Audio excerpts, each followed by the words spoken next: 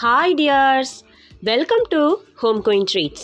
இன்றைக்கி நம்மளுடைய home queen treats சேனலில் நம்ம வீட்டுக்கும் குறிப்பாக கிச்சனுக்கும் ரொம்பவே தேவையான சில டிப்ஸ் தான் வந்து நான் சொல்லியிருக்கேன். இந்த டிப்ஸ் எல்லாமே உங்களுக்கு ரொம்ப யூஸ்ஃபுல்லாக இருக்கும். நீங்கள் இப்போ தான் நம்ம சேனலை ஃபஸ்ட் டைம் விசிட் பண்ணி பார்க்குறீங்க, சேனல் பிடிச்சிருக்கு, வீடியோஸ் எல்லாம் பிடிச்சிருக்குன்னா மறக்காமல் சப்ஸ்கிரைப் பண்ணி பக்கத்தில் பெல் ஐக்கானில் ஆப்ஷன் ஆல் கிளிக் பண்ணி உங்களுடைய சப்போர்ட் கொடுங்க. இப்போ டிப் நம்பர் 1 என்ன அப்படின்றத பார்க்கலாம். நம்ம வீட்டில் எப்போவுமே வந்து பிளாஸ்டிக் பொருள் அதிகமாக யூஸ் பண்ணுறது வழக்கமாகவே வச்சுருப்போம். அப்படி வந்து பிளாஸ்டிக் பொருள் யூஸ் பண்ணும்போது நமக்கு உடனே வந்து அதில் இருக்கிற ஈரம் போய் காய வைக்கணும் அப்படின்னு சொல்லி நினைப்போம். இந்த மாதிரி பாத்திரத்தை வந்து கழுவிட்டு நம்ம கவுத்து போட்டு காய வச்சாலும் எவ்வளோ நேரம் ஆகி பார்த்தாலுமே உள்ளுக்குள்ளே அந்த ஈரம் வந்து இருந்துக்கிட்டே இருக்கும். ஸோ நம்மளால் டக்குன்னு வந்து இன்னொரு விஷயத்துக்கு அதை பயன்படுத்திக்க முடியாது. அப்போ உங்களுக்கு பிளாஸ்டிக் பொருளை சீக்கிரமாக வந்து காயணும் அப்படின்னா நம்ம துணிக்காய வைக்கிற கிளிப் இருக்கு இல்லையா, அந்த கிளிப்பை வந்து இந்த மாதிரி 3 பக்கமும் போட்டுட்டு இப்படி வச்சிங்க அப்படின்னா அடியில் வந்து கேப் இருக்கிறதுனால சீக்கிரமாக வந்து இந்த பிளாஸ்டிக் பொருள் வந்து காஞ்சிரும். ஸோ இந்த பவுல் வந்து எதுக்கு நம்ம யூஸ் பண்ணலாம் அப்படின்னு சொல்லி பார்த்தீங்கன்னா, அரிசி கொட்டி வைக்க, இந்த மாதிரி விஷயங்கள் நமக்கு தண்ணி இல்லாமல் ஏதாவது பண்ணணும் அப்படின்னு நினைக்கும் போது சீக்கிரமாக காயணும் அப்படின்னா இந்த ஒரு டிப் வந்து உங்களுக்கு ரொம்பவே யூஸ்ஃபுல்லாக இருக்கும். நம்ம வந்து ரெகுலராக வந்து பிளாஸ்டிக் பொருளை விலக்கி கவுத்து வச்சுருந்தோன்னா ஒரு நாள் முழுக்க இருந்தாலுமே உள்ளுக்குள்ளார அந்த ஈரம் வந்து இருந்துக்கிட்டே இருக்கும். குறிப்பாக இந்த மாதிரி குட்டி பிளாஸ்டிக் கண்டெய்னர்லலாம் நம்ம வந்து ஏதாவது மிளகு ஜீரக பொடி, இந்த மாதிரி வந்து பட்டை கிராம்பு தூள் இதெல்லாம் வந்து நம்ம அரைச்சி அதில் ட்ரையாக வைக்கணும்னு நினைக்கும் போது இதை வாஷ் பண்ணிட்டோன்னா நமக்கு காயறதுக்கு ரொம்ப நேரமாகும். இந்த மாதிரி இதுலேயுமே வந்து சைட்ஸில் 2 கிளிப்பை போட்டுட்டு வச்சிட்டிங்கன்னா ரொம்ப சீக்கிரமாக அந்த தண்ணி எல்லாமே ட்ரை ஆகிட்டு நமக்கு பிளாஸ்டிக் கண்டெய்னர் வந்து கொஞ்சம் கூட ஈரம் இல்லாமல் இருக்கும். ஸோ நம்ம இந்த மாதிரி ஜீரக பொடி, மிளகு பொடி இதெல்லாம் நுணுக்கி உடனே சேர்க்கணும் அப்படின்னா கூட வந்து சேர்த்துடலாம். இல்லை நீங்கள் எதை பாத்திர கூடையில் விலைக்கு போட்டாலுமே பாத்திரத்தில் இருக்கிற வேறு தண்ணி பட்டு உங்களுக்கு எப்போவுமே ஈரமாக தான் இருக்கும். ஸோ இந்த டிப் வந்து ஃபாலோ பண்ணி பாருங்கள். நெக்ஸ்ட் டிப் நம்பர் 2 என்ன அப்படின்றத சொல்கிறேன். இந்த டிப் உங்களுக்கு ரொம்பவே பயனுள்ளதாக இருக்கும். பொதுவாகவே நம்ம வீட்டில் வந்து இந்த வெண்டைக்காய் அப்படின்றதுல நமக்கு என்ன பிரச்சனை ஏற்படும்னு பார்த்தீங்கன்னா, அதில் இருக்கக்கூடிய வழவழப்பு தன்மை தான். வெண்டைக்காய் குறிப்பாக வந்து சாம்பார், புளிக்குழம்பு இந்த மாதிரி போடுவாங்க. அப்படி இல்லைன்னா பொரியல் பண்ணி நம்ம சாப்பிடுவோம். எது பண்ணாலுமே பார்த்தீங்க அப்படின்னா நம்ம கட் பண்ணும்போதும் சரி, நம்ம கட் பண்ணிக்கிட்டு இருக்கிற அந்த கட்டர் போர்ட்லேயும் சரி, நம்ம யூஸ் பண்ணுற கத்திலையும் சரி, எல்லாத்துலேயுமே இந்த வழவழப்பு வந்து ஒட்டிக்கும்.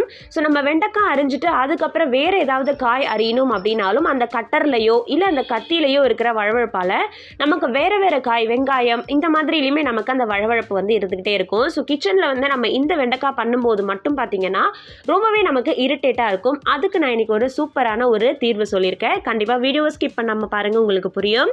நம்ம வீட்டில் எல்லார்கிட்டையுமே வந்து லெமன் அப்படின்ற ஒரு விஷயம் வந்து எப்போவுமே வந்து வச்சுருப்போம். ஸோ இந்த லெமன் தான் வந்து இந்த வழவழப்பு தன்மையை வந்து போக்கக்கூடியது. ஸோ என்ன பண்ணணும் அப்படிங்கிறத நான் செஞ்சு காமிக்கிறேன். ஸோ வந்து இதை நான் வந்து சமையலுக்கு யூஸ் பண்ணும்போது செஞ்சு காமிச்சிருந்தேன்னா ஃபுல்லாகவே உங்களுக்கு லைவ் டெமோ காமிச்சிருப்பேன். ஸோ இது வந்து ஒன் ஆஃப் த டிப் அப்படின்றதுனால எப்படி பண்ணணுன்றதை மட்டும் நான் இப்போ சொல்லியிருக்கேன். இந்த மாதிரி வெண்டைக்காய்க்கு மேலே இந்த லெமனை வந்து பாதியாக வந்து கட் பண்ணிக்கணும். பாதியாக கட் பண்ணதுக்கப்புறமா அந்த லெமனை வந்து இந்த மாதிரி வெண்டைக்காய்க்கு மேலே வந்து நல்லாவே தேய்ச்சி விட்டுருங்க. ஸோ தேய்ச்சி விட்டுட்டு அதுக்கப்புறம் கட் பண்ணும்போது அதில் வழவழப்பு தன்மை நமக்கு வராது. அண்ட் அதே மாதிரியே வந்து லெமன் வந்து இந்த வெண்டைக்காய்க்கு மேலே மட்டும் தேய்க்கக்கூடாது, நம்ம வந்து அறியக்கூடிய கத்தியிலையுமே வந்து பார்த்திங்கன்னா தேய்க்கணும். அப்படி தேய்க்கும் போது மட்டும்தான் கத்திலையும் வழவழப்பு தன்மை ஒட்டாது, நம்ம கட் பண்ணிக்கிட்டு இருக்கிற கட்டர் போர்ட்லேயும் வந்து அந்த தன்மை வந்து வராது. ஸோ இந்த லெமனில் வந்து இந்த வழவழப்பு தன்மையை எடுக்கக்கூடிய ஒரு சக்தி வந்து இருக்குது. ஸோ ஒருவேளை நீங்கள் மறந்துட்டு கட் பண்ணிட்டீங்க, பொரியலுக்கோ இல்லை வந்து சாம்பாருக்கோ புளிக்குழம்புக்கோ வெண்டைக்காய் வந்து கட் பண்ணிட்டீங்கன்னா நீங்கள் பொரியல் பண்ணிக்கிட்டு இருக்கும்போது கூட 2-3 ட்ராப்ஸ் லெமன் ஜூஸ் அதில் விட்டால் கூட அதில் இருக்கிற வழவழப்பு தன்மை போயிடும். நெக்ஸ்ட் டிப் நம்பர் 3 என்ன அப்படின்றத பார்க்கலாம். நம்ம வீட்டில் வருஷம் வந்து வச்சுக்கிறதுக்கான ஒரு பொருள் தான் இந்த புளியெல்லாம் வாங்கின உடனே நமக்கு வந்து தீர்ந்து போகாது. ஒரு சில பேர்த்துக்கு பார்த்தீங்கன்னா புளி வந்து சீக்கிரமாக வண்டு வைக்கிற மாதிரி, இல்லைனா வந்து குட்டி குட்டியாக சின்னதாக கண்ணுக்கே ரொம்ப சின்னதாக தெரிகிற வண்டு, குட்டி கொசு மாதிரிலாம் வந்து வர ஆரம்பிக்கும். ஸோ ஒரு சில பேர் என்ன பண்ணுவாங்க அப்படின்னா புளியை வந்துட்டு ஃப்ரிட்ஜில் போட்டு வச்சுருப்பாங்க. ஸோ அந்த மாதிரியும் வைக்கலாம். ஆனால் நிறைய பேர் வீட்டில் ஃப்ரிட்ஜில் வந்து வைக்கிறதுக்கு இடம் இருக்காது. இந்த புளிக்கு வந்து அந்த மாதிரி எந்த விதமான குட்டி வண்டு எதுவுமே வந்து வராமல் இருக்கணும் அப்படின்னா 2 கிராம்பு மட்டும் நான் எடுத்து இதில் சேர்த்துக்கிறேன். ஸோ இந்த மாதிரி சேர்த்து வைக்கும்போது இந்த கிராம்புடைய ஸ்மெல்லுக்கு பார்த்தீங்கன்னா இதில் எந்த விதமான தூசியோ இல்லை வந்து குட்டி வண்டோ எதுவுமே வராது. ஏன்னா புளியெல்லாம் பார்த்தீங்கன்னா வருஷ கணக்கில் நம்ம வச்சுக்கக்கூடிய ஒரு விஷயம். ஸோ அதை வந்து ஃப்ரிட்ஜ்லேயும் வச்சாலுமே நமக்கு அந்த அளவுக்கு யூஸ் இருக்காது. ஸோ வெளியில் வந்து இந்த மாதிரி 2 கிராம்பு போட்டு வச்சுக்கோங்க. இல்லை நம்ம குழம்புக்கு யூஸ் பண்ணும்போது கிராம்பு ஸ்மெல் வருமா அப்படின்னு கேட்டிங்கன்னா கண்டிப்பாக வராது.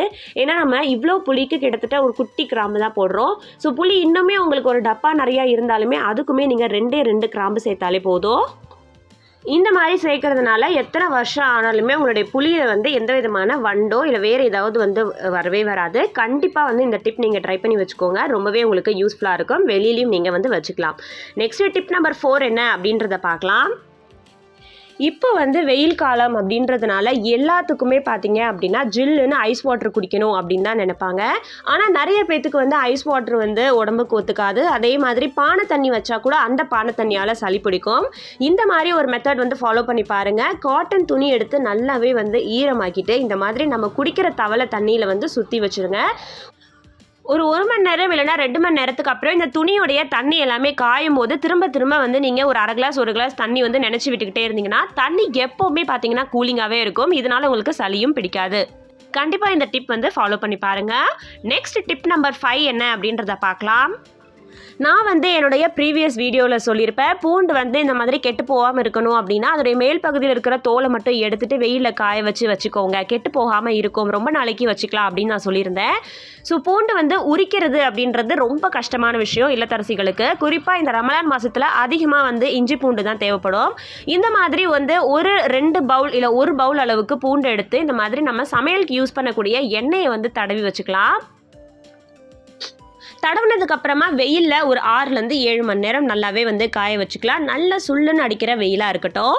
காய்ச்சதுக்கப்புறம் இப்போ நான் வந்து பூண்டை உங்களுக்கு உரித்து காமிக்கிறேன். ஒரு கையில் நான் கேமரா பிடிச்சிட்டு இன்னொரு கையில் வந்து பூண்டை உரிக்கிறேன்.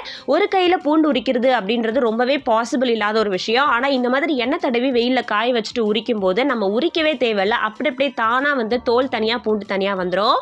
ஸோ உங்களுக்கு செஞ்சு காட்டும் போதே தெரியும். நான் அப்படியே எடுத்து ஜஸ்ட்டு வந்து ஒரு ப்ரெஸ் தான் பண்ணுறேன். பூண்டு தனியாக தோல் தனியாக வந்து வந்துடுது. இந்த டிப் கண்டிப்பாக உங்களுக்கு பிடிச்சிருக்கும்னு நான் நம்புகிறேன். வீட்டில் நீங்களும் ட்ரை பண்ணுங்கள். ஆனால் இதில் குறிப்பாக ஒரு விஷயம் என்ன அப்படின்னு பார்த்தீங்கன்னா எல்லா பூண்டையுமே இந்த மாதிரி எண்ணெய் தடவி உரிச்சு வச்சிடாதீங்க. ஸோ ஒரு 3 நாளைக்கு 4 நாளைக்கு உங்களுக்கு பூண்டு தேவைப்படுதுன்னா இந்த மாதிரி உரிச்சு வச்சுக்கோங்க. அதுக்கப்புறம் வேணும்னா புதுசாக எண்ணெய் தடவிட்டு அப்புறமா வந்து உரிச்சு வச்சுக்கோங்க. ஒரே தனியாக எல்லா பூண்டையும் உரிச்சு வச்சிட்டிங்க அப்படின்னா பூண்டு வந்து சீக்கிரம் கெட்டு போகிறதுக்கு வாய்ப்பு இருக்குது. ஏன்னா அதில் நம்ம எண்ணெய் தடவி இருக்கிறதுனால. ஸோ கொஞ்சமாக வந்து இந்த மாதிரி சேர்த்து உரிச்சு வச்சுக்கிட்டிங்கன்னா பூண்டு உரிக்கிறது உங்களுக்கு ரொம்பவே ஈஸியாக இருக்கும். பாருங்கள் எவ்வளோ அழகாக தோல் தனியாக பூண்டு தனியாக வந்துருச்சு அப்படின்னு. கண்டிப்பாக இந்த வீடியோவும் இந்த டிப்ஸும் உங்களுக்கு ரொம்பவே பிடிச்சிருக்குன்னு நான் நம்புகிறேன். பிடிச்சிருந்தா கீழே லைக் பட்டன் இருக்குது, மறக்காமல் ப்ரெஸ் பண்ணிக்கோங்க. உங்கள் ஃப்ரெண்ட்ஸ் அண்ட் ஃபேமிலிக்கு வாட்ஸ்அப் ஃபேஸ்புக் மூலமா ஷேர் பண்ணி கொடுங்க. அவங்களும் இந்த வீடியோ பார்த்துட்டு ரொம்பவே பயனடையட்டும். ஸோ இனிமே வந்து பூண்டு உரிக்கிறது அப்படின்றது ரொம்ப கஷ்டமான ஒரு விஷயமே கிடையாது. நமக்கு நெகம் வலிக்க கண்ணு வலிக்க நம்ம வந்து உட்காந்து உரிக்கணும், இல்லை வந்து தண்ணியில் போட்டுட்டு பூண்டை கத்தி வச்சு உரிக்கணும் அப்படின்ற அவசியமே கிடையாது. இவ்வளோ வந்து ஈஸியான ஒரு மெத்தட் இருக்குது. கண்டிப்பாக ஃபாலோ பண்ணி பாருங்கள். நெக்ஸ்ட் டிப் நம்பர் 6 என்ன அப்படின்றத பார்க்கலாம். என்னுடைய நிறைய ப்ரீவியஸ் வீடியோஸில் வந்து நான் சொல்லியிருப்பேன். குழம்பு மிளகாய் தூள் வந்து என்னோடய வீடியோஸில் அப்புறம் கிச்சன் டூரில் எல்லாத்துலேயுமே நான் காமிச்சிருப்பேன். இது எப்படி அரைக்கிறது அப்படிங்கிறத நான் அப்புறமா உங்களுக்கு சொல்லித்தரேன் அப்படின்னு சொல்லியிருந்தேன். தான் வந்து இப்போ நான் உங்களுக்கு காமிச்சிட்ருக்கேன். ஸோ இதில் வந்து என்னென்ன அளவுலாம் போட்டிருக்காங்க அப்படின்றத ஃபஸ்ட்டு நான் சொல்லிடுறேன். இதில் வந்து கிட்டத்தட்ட எத்தனை பொருள் இருக்குது அப்படின்னு சொல்லி பார்த்தீங்க அப்படின்னா கிட்டத்தட்ட ஒரு 8 பொருள் வந்து இதில் இருக்குது. அதாவது மல்லி வந்து பார்த்தீங்கன்னா 1.5 கிலோ எடுத்திருக்கோம். வரமிளகாய் பார்த்தீங்கன்னா 1/2 கிலோ, மிளகு வந்து 50 கிராம், ஜீரகம் 50 கிராம், சோம்பு 50 கிராம், வெந்தயம் 50 கிராம், கடலைப்பருப்பு 50 கிராம். இது எல்லாத்தையுமே வந்து தனித்தனியாக வாங்கிக்கிட்டு நீட்டு மஞ்சள் இருக்கு இல்லையா, அது வந்து 100 கிராம். இதோடைய அளவு நான் சைடில் கொடுத்துட்றேன். இது எல்லாத்தையுமே வந்து சேர்த்து நல்ல ஒரு 3லேருந்து 4 நாள் வந்து நல்லா சுள்ளுன்னு அடிக்கிற வெயிலில் வந்து காய வச்சு எடுத்துக்கணும். இந்த மாதிரி காய வச்சு எடுத்ததுக்கு அப்புறமா ரைஸ் மில்லில் கொடுத்து அரைக்கிறது தான் இந்த குழம்பு மிளகாய் தூள். இந்த மாதிரி அரைச்சி வச்சுக்கிறதுனால நமக்கு என்ன பெனிஃபிட் அப்படின்னா, இந்த அளவில் நீங்கள் அரைச்சி வச்சுக்கிட்டிங்கன்னா உங்களுக்கு 3லேருந்து 4 மாதம் வரைக்கும் இந்த மிளகாய் தூள் வந்து உங்களுக்கு வரும். அதே மாதிரி வந்து நீங்கள் இது எதுக்கெல்லாம் பயன்படுத்தலாம் அப்படின்னு பார்த்தீங்கன்னா, குழம்புலேருந்து சாம்பார் வரைக்கும் என்ன நீங்கள் யூஸ் பண்ணாலுமே இதை வந்து நீங்கள் யூஸ் பண்ணலாம். ஸோ ரைஸ் மில்லில் கொடுத்து அரைச்சதுக்கப்புறம் இந்த மாதிரி நமக்கு குழம்பு மிளகாய் தூள் வந்து ரெடி ஆகிடுது. மீன் குழம்புலேருந்து சாம்பார் போடுறீங்க அப்படின்னா கூட சாம்பார் பொடிக்கு பதிலாக இதை வந்து ஒரு 1/2 டீஸ்பூன் சேர்த்துக்கலாம். கண்டிப்பாக நீங்களும் இந்த மாதிரி குழம்பு மிளகாய் தூள் வந்து வீட்டை ரெடி பண்ணி வச்சுக்கோங்க. மீன் குழம்புலேருந்து புளி குழம்பு வரைக்கும் எல்லாத்துக்குமே உங்களுக்கு யூஸ் ஆகும். ரொம்பவே வந்து யூஸ்ஃபுல்லான ஒரு விஷயம்தான்.